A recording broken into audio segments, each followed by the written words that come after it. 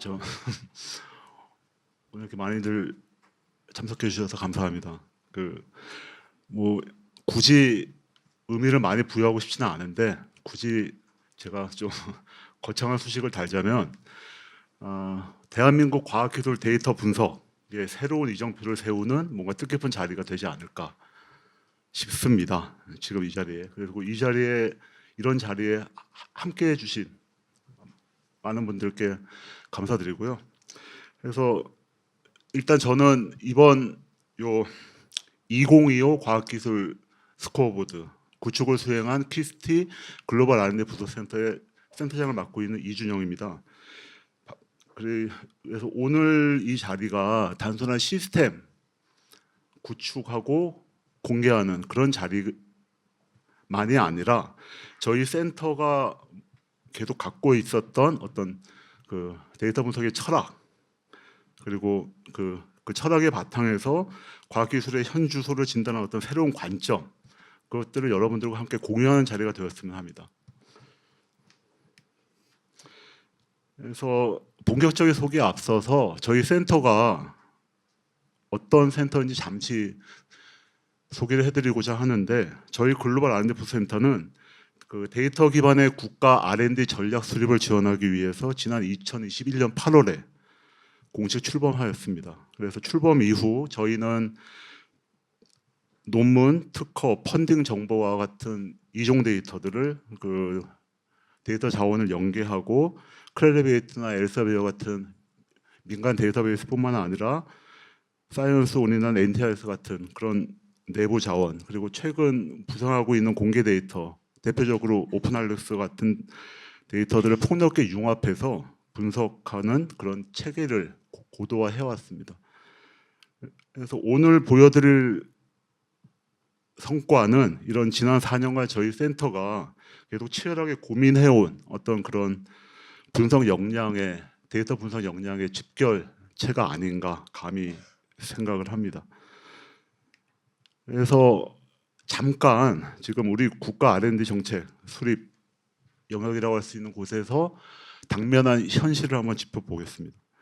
그래서 이 당면한 현실이 우리가 왜 이 일을 시작했는지에 대한 어떤 그 단서이기도 하기 때문입니다. 그래서 현재 우리의 국가 R&D 정책 환경을 돌아보면은 목표 달성 그 자체에 많은 초점이 맞춰져 있고, 여기 제가 달아놓은 제5차 과학기술 기본계획의 거의 첫 부분에 어떤 그 정량적인 목표가 피인용 상위 1% 논문 점유율 확대, 그리고 세계 순위 상승, 이런 목표가 전면에 등장을 하게 됩니다.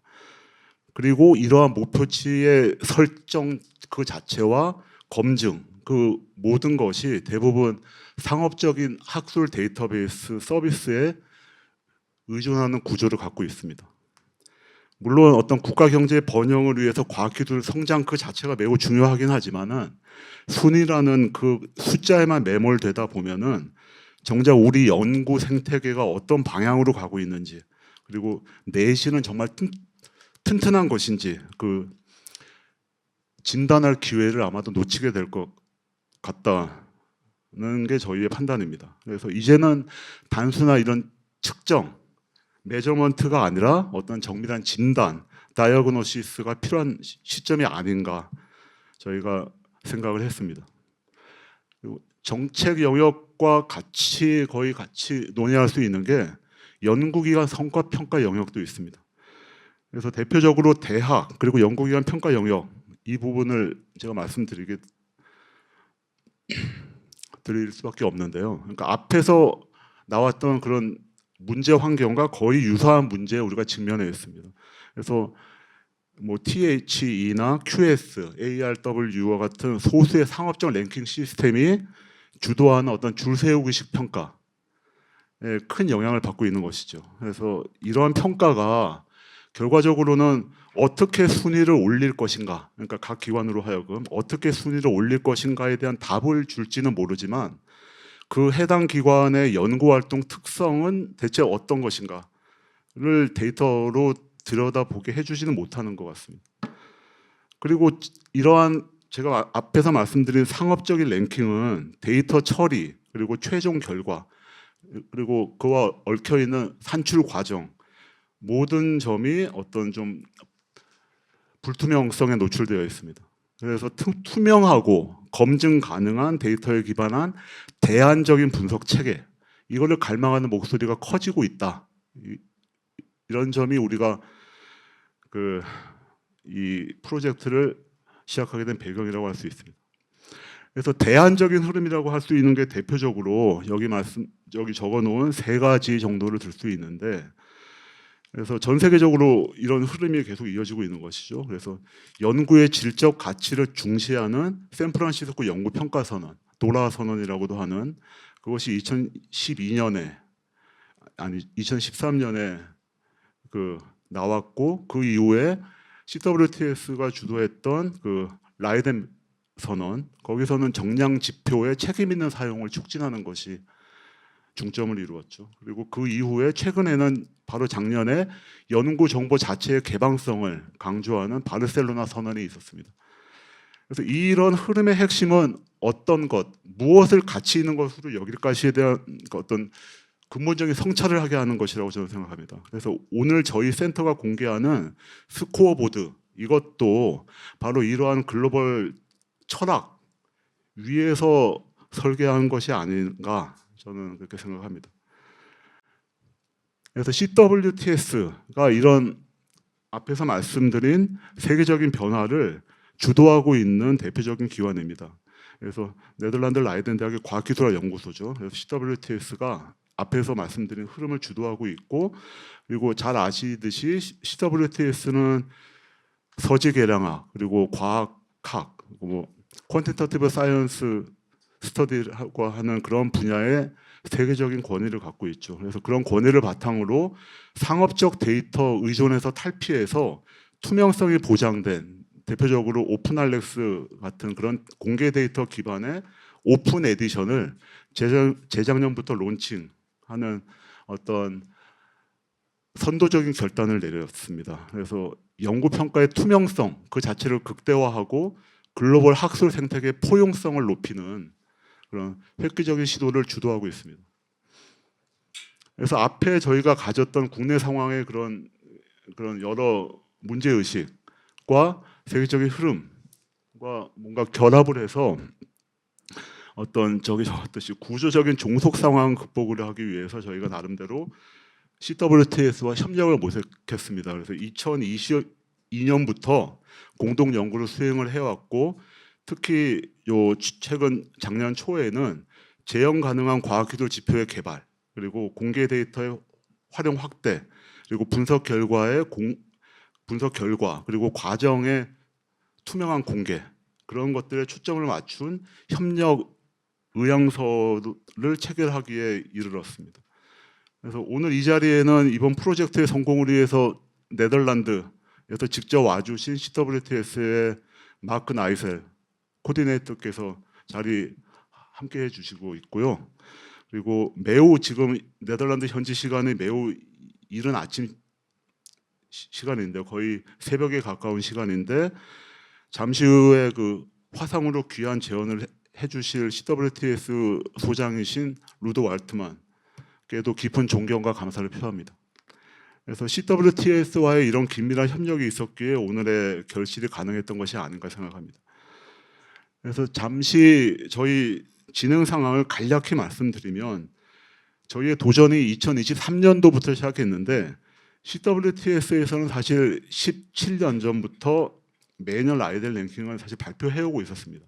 근데 라이덴 랭킹 그 자체는 수록 기관이 대학이라는 특정 유형의 기관에만 한정이 되어 있었고, 그나마 등재된 한국 대학은 2023년도 기준으로는 51개에 불과했습니다. 그래서 저희는 일단 라이덴 랭킹에 구현된 분석 프레임을 한국의 연구 활동 전체의 특성을 파악하는데 적용하고자 하는 그런 목표를 세웠습니다. 그래서 우선 분석 기반을 정비해서 한국의 주요 연구기관을 196개를 선정했고, 그리고 그래서 그 분석 대상에 관련된 지표값을 산출했고, 기관 단위를 넘어서서 국가 수준의 분석이 가능하도록 프로토타입을 설계를 했습니다. 그래서 2023년 말에 어떤 이 프로토타입 시스템을 공개를 한 바 있습니다. 그리고 2년이 흘렀는데요, 거의. 그래서 올해 지금 이 시점에서 공식 공개판을 다시금 개발하게 되었습니다. 그래서 과학기술 스코어보드는 단순히 제가 생각하기에 데이터를 보여주는 대시보드가 아니고요.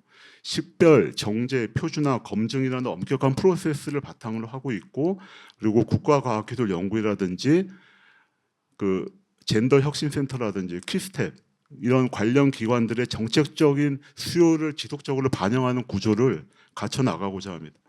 그리고 무엇보다 오픈 사이언스 원칙에 따라서 분석 모델과 데이터를 제노드 그리고 기터브 같은 곳에 투명하게 공개하는 것을 원칙으로 하고 있습니다. 그래서 올해 주요 내용은 일단 분석 대상군을 대폭 확대한 것을 들 수 있습니다. 그래서 지금 보이시는 게 뒤에도 자세히 설명이 되겠지만 오늘 공개되는 과학기술 스코어보드의 메인 화면입니다. 그래서 사용자는 이곳에 들어가서 G45개 국가 그리고 글로벌 공공연구기관 그리고 우리나라 연구기관 그 기존의 196개에서 359개로 대폭 확대된 이 연구기관에 대해서 과학기술 활동의 다양한 측면을 직접 들여다볼 수 있는 고품질 탐색 도구를 갖게 되었다고 할 수 있습니다.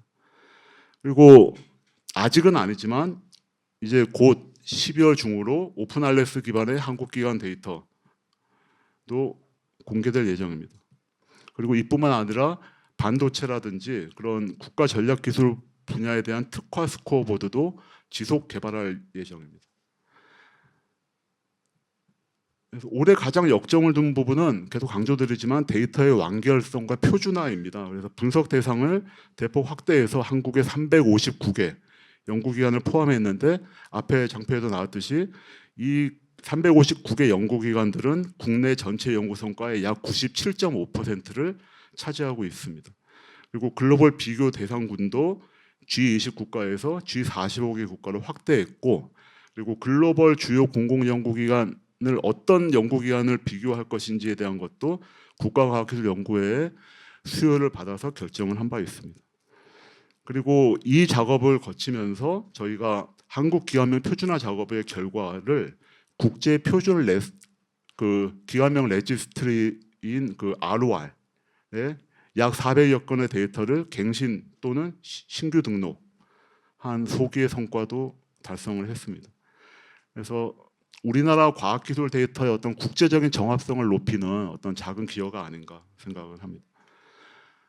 그래서 향후 노력 방향에 대해서 좀 더 말씀드리면, 그래서 현재는 라이덴 랭킹의 프레임을 일단은 준용을 하는 형태여서 거시적 분야 중심으로 가지만 이제 앞으로는 국가 전략 과학기술 분야에 대한 어떤 글로벌 현황 그리고 우리의 수준을 진단할 수 있도록 분석 체제를 확대 강화해 나갈 생각입니다.